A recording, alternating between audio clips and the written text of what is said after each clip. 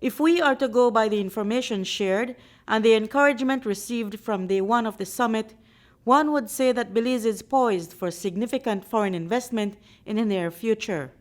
And Prime Minister John Briceño is convinced that Belize can create an environment conducive to economic growth. I'm convinced that if we create initiatives which include access to finance and a more seamless enabling mechanism, that we can rebuild our economy with MSMEs at its foundation and without compromising the economic initiatives of the larger enterprises.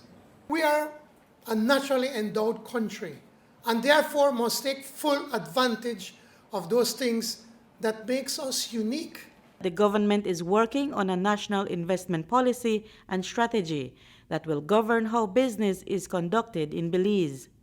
The policy will lessen the burden of starting up new businesses in Belize by removing unnecessary bureaucratic procedures and processes and by digitizing what can be.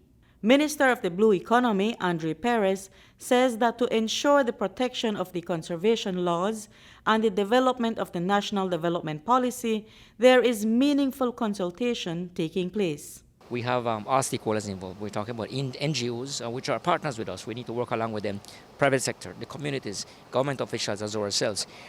We consulted. Once the proper policies are in place, Belize can achieve economic success, opined the keynote speaker, former Canadian Prime Minister Stephen Harper. He says we already have so much going for us.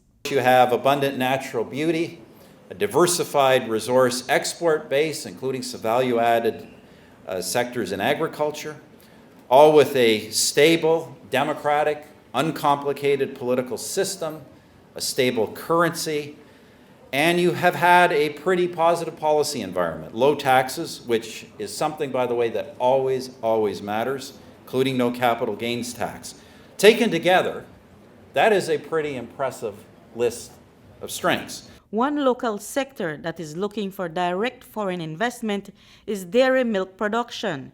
Its representative at the summit, Ernest Thiessen, was hopeful that the policymakers will give local dairy milk producers access to a bigger portion of that market. Only 20% of the steak is being produced in the country, so there would be a shift over from local production would rise and imports would have to be cut down, or even maybe just being put in an even playing field where we would have taxes put on the products where we could compete with and grow our industry to the point where we could be more self-sustainable.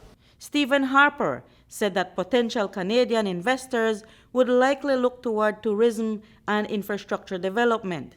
To add to that is Canadian investor Bob Dillon, who has been investing in Belize for the past 20 years. I think you will see a tremendous amount of boom now in tourism, real estate, retiree. Don't forget, Canada's got 25% gray power, and they're all looking for a place to retire and spend the winters. But the first step is, how do we get the people into Belize?